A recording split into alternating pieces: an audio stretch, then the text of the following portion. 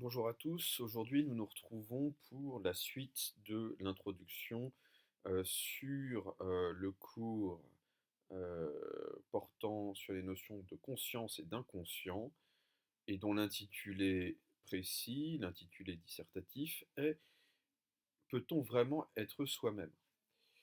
La dernière fois, nous avions vu un texte tiré du Décorporé de Hobbes qui posait la question de savoir quel était le critère par lequel on pouvait dire qu'une chose ou qu'une personne restait euh, elle-même à travers le temps et plus précisément à travers certains changements d'attributs qui pouvaient lui advenir.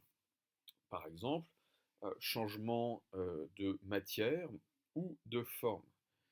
Hobbes en concluait que ni la matière ni la forme ne permettaient de déterminer l'identité euh, d'une chose ou d'un être doué euh, de conscience, d'un être animé. Autrement dit, l'identité d'une chose ou d'une personne ne peut être résolue simplement dans la conservation d'une forme ou dans la conservation d'une matière.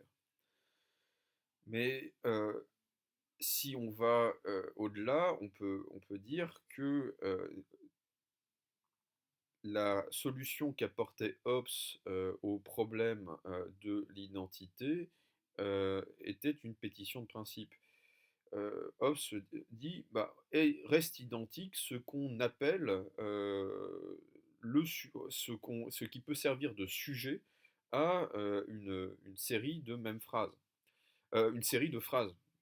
Euh, Autrement dit, est le même celui qui peut être reconnu comme le sujet d'un certain nombre d'actions ou le substrat d'un certain nombre de qualités. Par exemple, on peut se dire que effectivement Socrate, malgré la vieillesse, reste le même parce qu'il est le principe de toutes ses actions.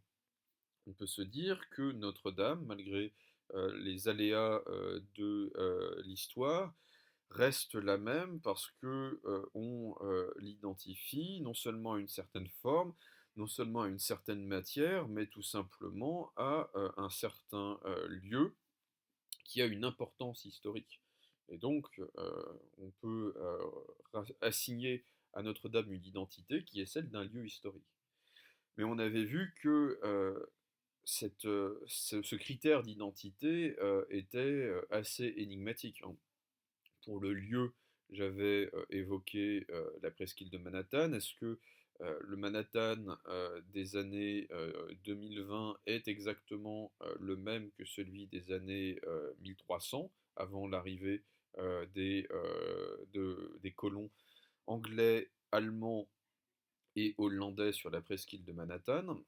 Et surtout pour le sujet qui nous intéresse le plus, à savoir la question de l'identité personnelle de l'être humain. euh, est-ce que, est-ce que ce sujet peut être pensé véritablement indépendamment de ses attributs, de ses prédicats? Autrement dit, qu'est-ce que Socrate si Socrate n'est pas un homme, si Socrate n'est pas un sage, si Socrate n'est pas un grec, si Socrate n'est pas un athénien, si Socrate n'est pas le maître de Platon? Qu'est-ce que Socrate une fois qu'on l'a dépourvu de tous les attributs qui déterminent sa substance, qui expriment sa substance? Eh bien, c'est un problème qui semble pour le moment insoluble.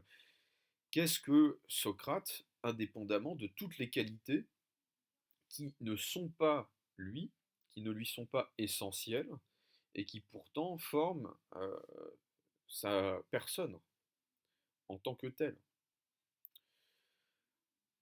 À cela s'ajoutait un autre problème que nous avions commencé à élaboré. Premièrement, d'un côté, effectivement, le, la question d'être soi-même suppose de pouvoir se connaître soi-même. Or, la question est de savoir si une connaissance de soi est possible. Or, elle semble problématique pour au moins deux raisons. Premièrement, euh, la- c'est le problème de l'objectivité d'une telle connaissance. Puis-je me prendre pour moi-même objet, puis-je me prendre moi-même pour objet de connaissance alors que je serais le sujet de cette connaissance? Puis-je trouver en moi la distance nécessaire pour me connaître objectivement? On se rend compte ici que la question de la méditation ou de l'introspection risquera de nous conduire à une impasse. Comment distinguer le jeu qui connaît du jeu qui est connu? Et d'autre part, l'autre problème qui va se poser, c'est de savoir si les instruments par lesquels je vais me connaître moi-même euh, peuvent permettre une connaissance de ce moi. Alors, c'est très exactement le problème qui va se poser à Rousseau dans la préface du discours sur l'origine et les fondements de l'inégalité parmi les hommes, texte qu'il va publier en 1755, et texte auquel je me référerai sous l'appellation de second discours. Rousseau a écrit, a concouru en fait à deux concours d'académie. Euh, le premier discours est un discours qui porte sur la science et les arts, discours qui va lui valoir d'ailleurs d'être connu en France, puisqu'il va remporter par ce discours un concours. Et en réalité, le plus connu des deux discours, c'est le second discours, le discours sur l'origine et les fondements de l'inégalité parmi les hommes, dont on va lire la préface. Euh, et pourtant, il n'a pas gagné, il n'a pas remporté ce concours, et vu les idées qu'il y défend, on peut comprendre pourquoi. Alors, je vais lire ce texte dans, dans l'ordre et le commenter au fur et à mesure selon la méthode habituelle. Dès que j'estime qu'il faut que je m'arrête pour l'expliquer. Je vais commencer par le premier paragraphe. Et vous allez voir, le texte est vraiment structuré de manière très nette euh, en trois parties. La plus utile et la moins avancée de toutes les connaissances humaines me paraît être celle de l'homme, et j'ose dire que la seule inscription du temple de Delphes contenait un précepte plus important et plus difficile que tous les gros livres des moralistes. Aussi, je regarde le sujet de ce discours comme une des questions les plus intéressantes que la philosophie puisse proposer, et malheureusement, pour nous, comme une des plus épineuses que les philosophes puissent résoudre.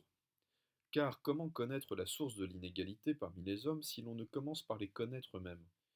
Et comment l'homme viendra-t-il à bout de se voir tel que l'a formé la nature, à travers tous les changements que la succession des temps et des choses a dû produire dans sa constitution originelle, et de démêler ce qu'il tient de son propre fond d'avec ce que les circonstances et ses progrès ont ajouté ou changé à son état primitif. Semblable à la statue de Glaucus que le temps, la mer et les orages avaient tellement défigurée qu'elle ressemblait moins à un dieu qu'à une bête féroce, l'âme humaine, altérée au sein de la société par mille causes sans cesse renaissantes, par l'acquisition d'une multitude de connaissances et d'erreurs, par les changements arrivés à la constitution des corps et par le choc continuel des passions, a pour ainsi dire changé d'apparence au point d'être presque méconnaissable. Et l'on n'y retrouve plus, au lieu d'un être agissant toujours par des principes certains et invariables, au lieu de cette céleste et majestueuse simplicité dont son auteur l'avait empreinte, que le difforme contraste de la passion, qui croit raisonner, et de l'entendement en délire. Alors, que nous dit Rousseau dans ce début de la préface du second discours? Rousseau commence par faire référence à l'inscription du temple de Delphes qui va servir à Socrate de devise.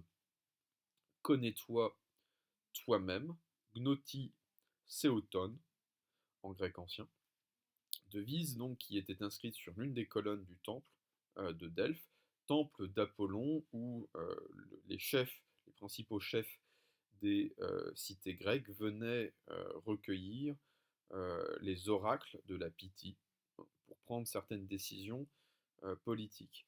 Et la devise delphique, la devise d'Apollon était, eh bien, effectivement, pour euh, prédire d'une certaine manière l'avenir, commence par te connaître toi-même. Commence par te prendre pour objet de connaissance. Alors, que nous dit Rousseau? Rousseau nous dit que la plus utile et la moins avancée des connaissances humaines est précisément la connaissance de l'homme. Tout semble possible et accessible à l'entendement humain, sauf précisément lui-même.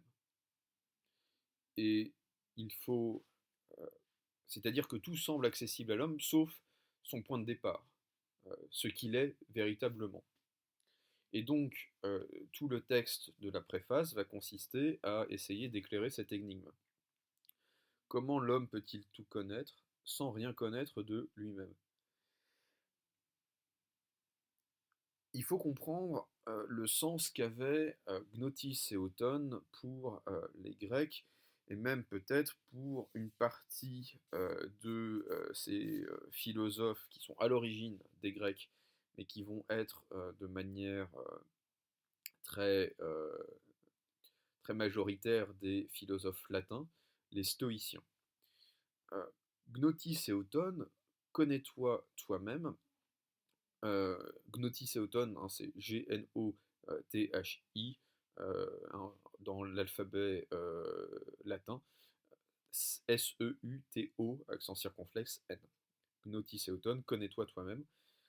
Euh, Gnotis et Auton avaient avant tout une dimension éthique et pratique pour les Grecs anciens et pour les stoïciens, qu'ils soient grecs ou latins. Qu'est-ce que ça voulait dire? En particulier dans la bouche de Socrate, on trouve par exemple cette référence à la devise delphique dans un dialogue qui s'intitule le second Alcibiade. Il y a deux dialogues d'Alcibiade et il s'agit du second dialogue qui porte ce titre. Connais-toi toi-même, cela veut dire apprends à connaître tes passions pour t'en libérer par leur maîtrise. Euh, Alcibiade est un jeune aristocrate dont Socrate semble avoir été, sinon l'amant, du moins il semble en avoir été amoureux. Socrate voit en Alcibiade l'espoir d'Athènes pendant la guerre du Péloponnèse. Il voit en lui ce que Athènes a fait de meilleur. Il est beau, il est intelligent, il est extraordinairement cultivé, il est athlétique, il a toutes les vertus, mais il a aussi tous les vices. C'est une forme d'homme total, Alcibiade. Euh, il est tellement parfait qu'il a à la fois euh, tous les défauts et toutes les qualités. Et il vient voir Socrate hein, dans ce dialogue pour essayer d'avoir ses conseils, car il veut entrer en politique. Il veut se lancer dans la politique en commençant par la magistrature. Et Socrate va lui dire oui, mais pour commencer à diriger les hommes, pour commander aux hommes, il faut d'abord se commander à soi-même. Et pour se commander à soi-même, il faut se connaître soi-même, c'est-à-dire connaître sa nature, connaître son caractère, Et c'est par la connaissance de soi que l'on parvient à la liberté, c'est-à-dire au commandement de soi. La liberté, pour Socrate, c'est le fait de pouvoir suivre les lois de la raison. Et il en va de même, d'ailleurs, de la liberté politique, puisque Socrate entend bien réformer la cité, ou fonder une cité idéale, on ne sait pas trop, en soumettant la cité à des lois qui seraient, selon Platon, rationnelles. Connais-toi toi-même a donc un sens pratique. Pour Rousseau, connais-toi toi-même, la devise du temple de Delphes a d'abord, alors, d'abord, parce qu'il a aussi un sens, cette devise a aussi un sens pratique et éthique, mais il a d'abord pour signification une signification scientifique, une signification euh, épistémologique.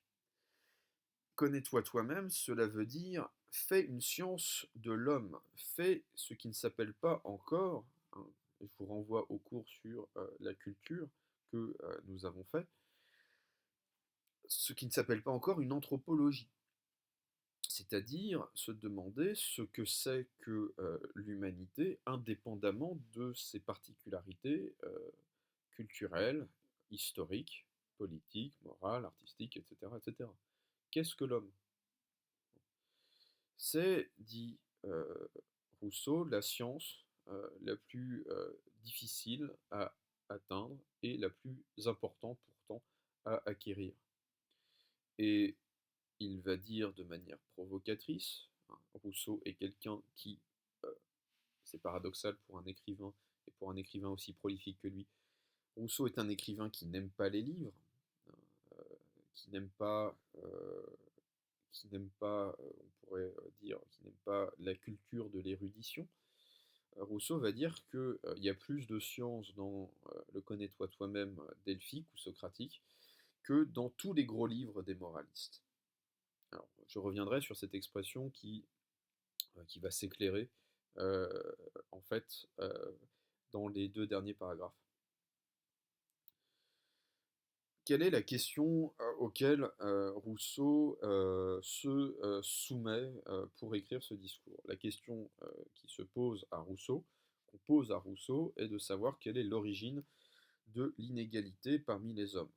Et Rousseau dit, mais pour répondre à cette question, pour poser la question de l'origine de l'inégalité, il faut se poser la question de ce que c'était que l'être humain à l'origine. Qu'était l'être humain à l'origine? Alors, il y a une démarche qui est très clairement la recherche d'un principe, la recherche d'une cause, la recherche d'une euh, d'une origine. Euh, Cause au sens de cause efficiente, ce qui va produire tel ou tel effet, mais aussi principe au sens où il s'agit de rechercher ce que nous étions et ce que nous ne sommes plus. Donc il y a une dimension, pourrait-on dire, historique à la recherche de Rousseau.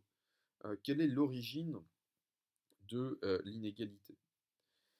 Alors, pour, pour Rousseau, euh, il y a deux possibilités. Euh, ou bien cette origine de l'inégalité sociale est naturelle, et alors il faut se demander euh, ce qu'est la nature de l'homme. Est-ce qu'on peut légitimer, par exemple, euh, toutes les inégalités sociales par des inégalités de capacité intellectuelle, de capacité physique, de talent? Et est-ce qu'on peut dire, par exemple, que capacité physique, le talent, les capacités intellectuelles, tout cela sont des capacités strictement naturelles? Ça, c'est le premier élément, c'est la première possibilité qui s'ouvre à Rousseau. La deuxième possibilité consiste à dire que les inégalités sociales ont pour origine l'organisation même de la société, et même pour cela, il faut se demander quelle est l'origine de la société. Or, pour se demander quelle est l'origine de la société, sur quels principes seront fondées toutes les sociétés humaines, il faut se demander quelle est notre origine, quelle est notre nature.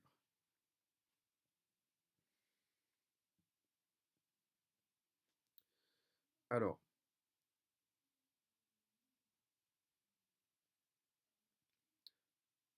le mot nature, le concept de nature est d'une extraordinaire euh, richesse chez Rousseau et aussi d'une extraordinaire complexité.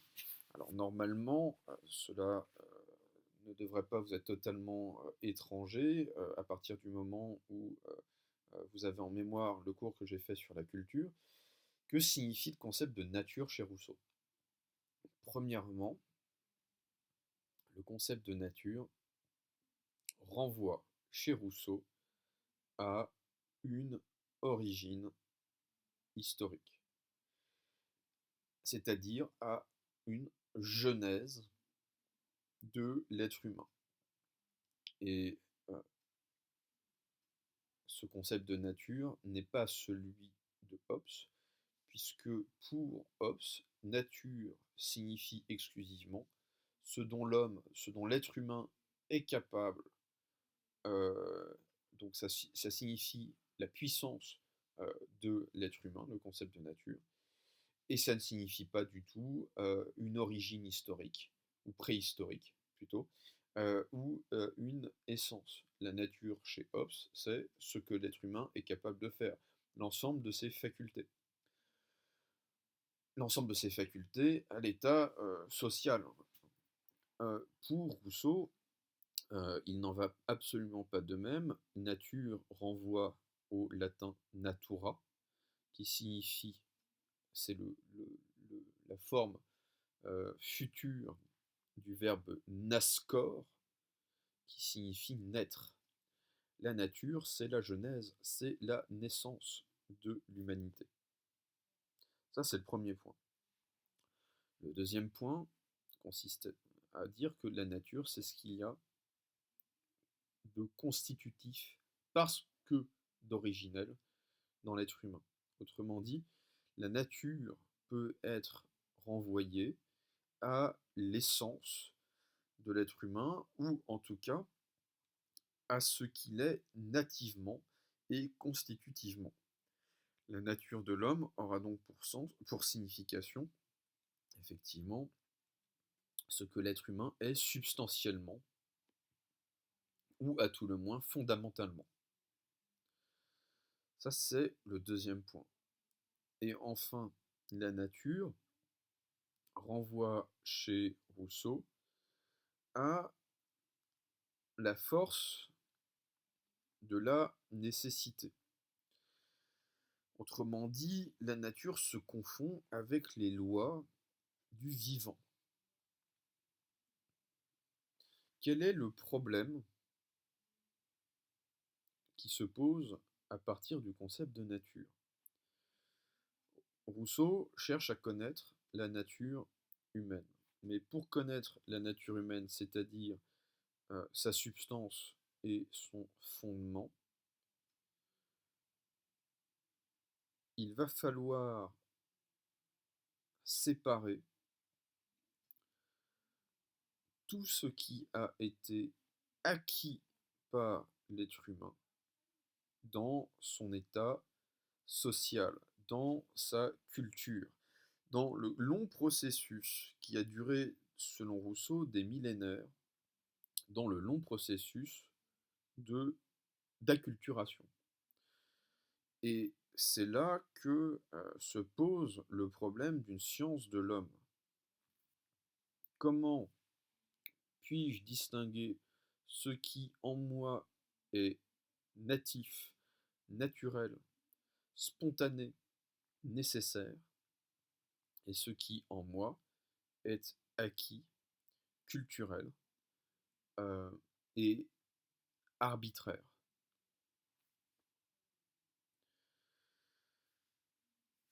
Rousseau fait allusion à la statue de Glaucus. Glaucus est une divinité marine de second ordre, hein, pour les Grecs. C'est Glaucos. Glaucos est un dieu marin mineur et en tant que dieu grec, il a, comme tous les dieux grecs, une libido surdéveloppée et il va regarder d'un peu trop près une nymphe qui est, on va dire, une des régulières du dieu Poséidon, qui est le patron des mers et des océans. C'est le dieu de la mer en personne. Et parce que cette espèce de dieu subalterne qui est Glaucos ne va pas respecter ce que Poséidon considère à tort ou à raison comme sa propriété, euh, Poséidon va punir Glaucos en pétrifiant son corps, en changeant la chair de Glaucos en pierre. Mais comme Glaucos est un dieu marin, qui dit dieu marin dit mer, et forcément le corps de Glaucos va se charger de lichen, de corail, de bigorneaux, de moules, d'huîtres, etc., etc. Bref, de tout un tas de toute une coque, de toute une gange, euh, de, euh, de toute une gangue, pardon, euh, de, euh, de débris superficiels qui vont s'accumuler, s'incruster, si bien que avec le temps, la statue de Glaucos va être méconnaissable. C'est-à-dire qu'on va à peine reconnaître la forme originaire de Glaucus, tellement il aura été défiguré par le temps, la mer et les orages. Alors, il en va de même, dit Rousseau, de l'âme humaine. L'âme humaine a été altérée, je cite, au sein de la société par mille causes sans cesse renaissantes. Donc, euh, Rousseau va euh, comparer l'âme humaine à Glaucos, au corps de Glaucos. Alors c'est très intéressant. Pourquoi? Parce que il y a une comparaison. Alors pour ceux que ça intéresse, le mythe de Glaucus est raconté là aussi par Platon dans le livre il me semble que c'est le livre 10 de la République. Euh,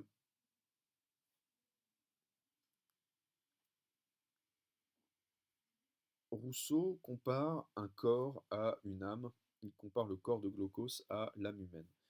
Et on pourrait se dire, mais oui, c'est quand même étrange parce que si un corps peut changer, ce qui ne change pas en l'être humain, ce qui va garantir le principe même de l'identité, c'est l'âme. L'âme, elle, ne change pas. Et c'est le cas chez Platon, c'est le cas chez Aristote, ce qui va garantir le principe de l'identité de l'être humain. Ce n'est pas tant le corps, ni sa forme, ni sa matière d'ailleurs, mais c'est plutôt le principe spirituel qui pousse le corps à agir, à savoir l'âme. L'âme, pour Platon, et Platon d'ailleurs en parle longuement dans la République, pour Aristote, et Aristote en parle longuement dans son traité de l'âme, et en particulier dans la troisième partie du traité de l'âme, l'âme est précisément ce qui va caractériser l'identité d'un être humain, le fait que l'être humain soit lui-même à travers les changements qui peuvent l'affecter. C'est le critère même de l'identité, l'âme. Or, que nous dit euh, Rousseau? L'âme a été déformée. L'âme humaine a été déformée par la société. Autrement dit, comme un corps, l'âme a une matière et a une forme. Et cette matière et cette forme ont sans cesse été bouleversées, ont sans cesse été modifiées, altérées par mille causes sans cesse renaissantes. Que sont ces causes? Alors, on va revenir longuement dans le développement du cours sur cette question, mais les causes de la modification, euh, comme dirait, comment s'appelle euh, ce, ce roman et l'auteur de ce roman, euh, c'est Butor qui écrit La modification euh, en 1957, voilà. Euh,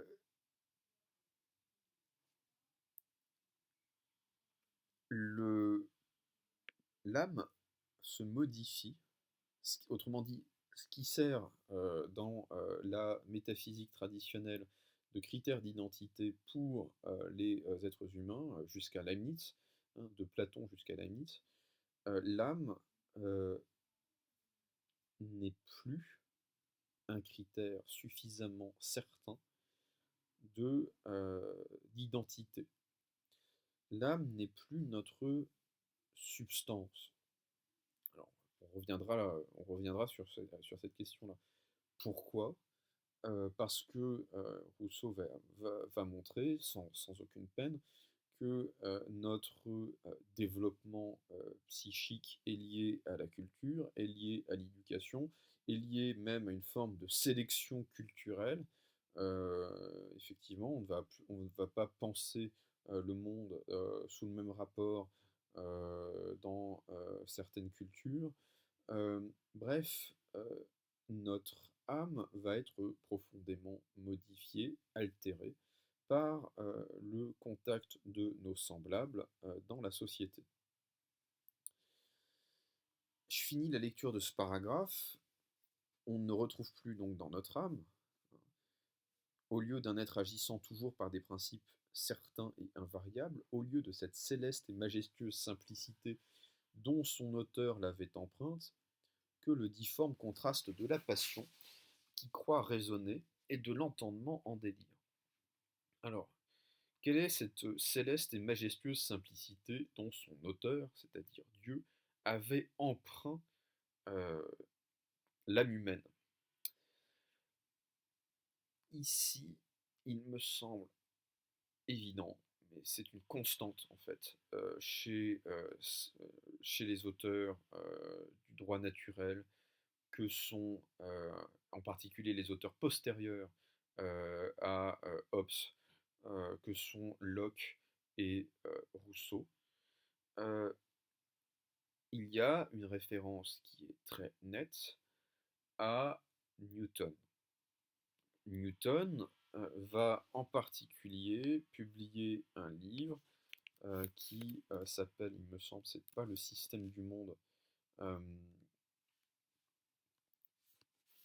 c'est, pardonnez-moi, je fais cette petite recherche pour vous retrouver le titre exact euh, du, euh, de l'ouvrage. Alors,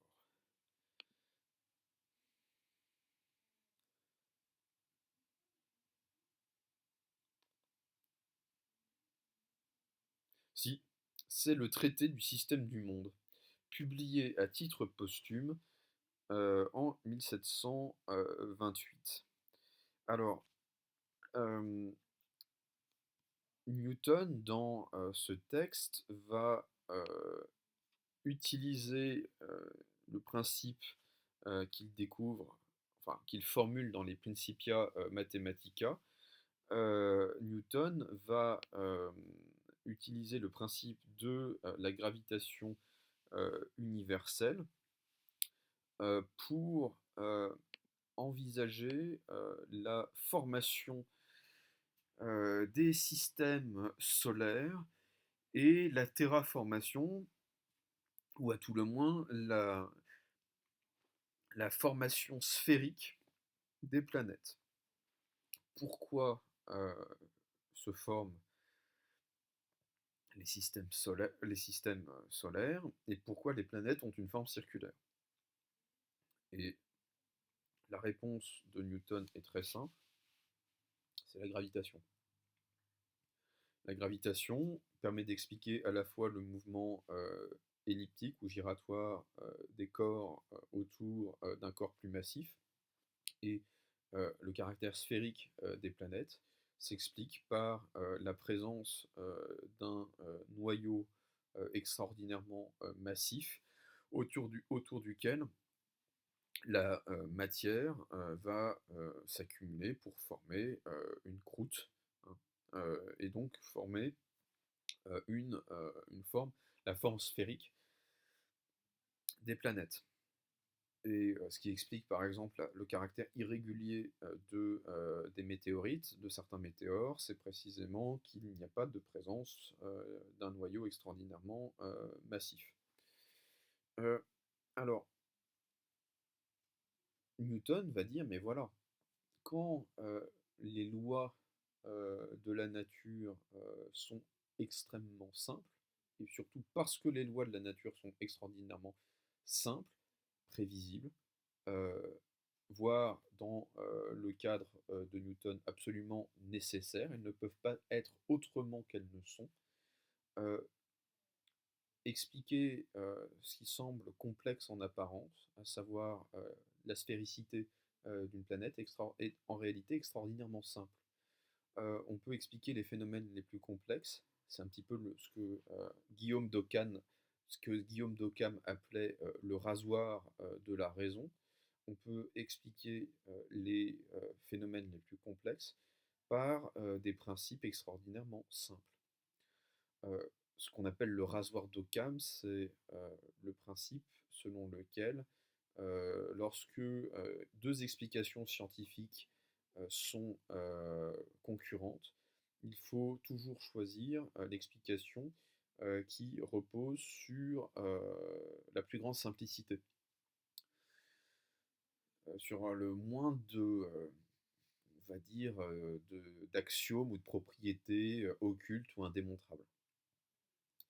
Et donc Newton va défendre dans le système du monde, hein, le traité du système du monde, euh, il va défendre la thèse selon laquelle on peut parfaitement concevoir des mouvements en apparence complexes grâce à des principes qui sont extraordinairement simples.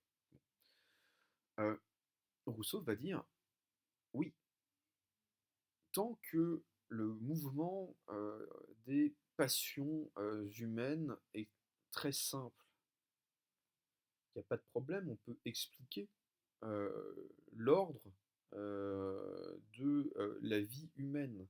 Mais le problème, c'est que dans la société, il y a tellement de chocs, il y a tellement d'interactions, il y a tellement de télescopage et de collisions, non seulement entre les corps, mais plus encore en fait entre les âmes, que le mouvement qu'on observe est extraordinairement désordonné, embrouillé, et on ne retrouve plus la céleste et majestueuse simplicité dont Dieu avait empreint notre âme, parce que plus rien n'est certain dans la société. La connaissance de soi et le fait de pouvoir être soi-même dans la société relève d'un problème insoluble, relève de l'aporie, dans la mesure où, dans la mesure où les interactions sont bien trop nombreuses pour pouvoir stabiliser nos identités. Alors, je poursuis la lecture du texte, et en particulier du deuxième paragraphe, qui va formaliser de manière extraordinairement synthétique le problème du sens de l'homme. Ce qu'il y a de plus cruel encore, c'est que tous les progrès de l'espèce humaine, l'éloignant sans cesse de son état primitif, plus nous accumulons de nouvelles connaissances, et plus nous nous ôtons les moyens d'acquérir la plus importante de toutes, et que c'est en un sens à force d'étudier l'homme que nous nous sommes mis hors d'état de le connaître. Que veut dire Rousseau ici? Rousseau pointe un un phénomène que nous avons déjà analysé à partir de Pascal, à partir de Kuhn, à partir alors, Kuhn, non, en réalité. À partir de... pardonnez-moi, je cherche son nom. À partir de Pierre Duhem, dans la théorie physique, euh, le livre 2 de la théorie physique, euh, chapitre 2, pardon, de la théorie physique, euh, c'est le phénomène du progrès scientifique. Sur quoi repose le progrès scientifique? Eh bien, c'est très simple. Sur l'accumulation de connaissances qui produit des effets non seulement quantitatifs, mais qualitatifs à partir d'un point de départ. Et donc le principe même du progrès, c'est qu'on ne sait pas vers où il tend, mais en revanche, on est capable de lui assigner un point de départ et nous mesurons nos progrès par rapport à l'éloignement à l'égard du point de départ, relativement au point de départ. Toute vérité est-elle relative? Euh, que nous dit Rousseau? Rousseau nous dit, oui, le principe de tout progrès scientifique, c'est l'éloignement par rapport à un état primitif, par rapport à une origine. C'est le principe même de la physique, de l'astronomie, de la médecine, pourquoi pas de la technique, même si pour Rousseau, le rapport entre technique et science est un rapport extraordinairement néfaste et compliqué. Euh, mais précisément une science qui vise l'origine, qui vise à retrouver l'état primitif, c'est une contradiction dans les termes. Puisque plus le principe même de la science étant de progresser, plus nous allons progresser dans la science, dans toutes les sciences, plus nous allons nous éloigner de notre point de départ, de notre origine, de notre nature, bref, de ce que nous chercherions à connaître si nous avions à cœur d'étudier l'homme. Autrement dit,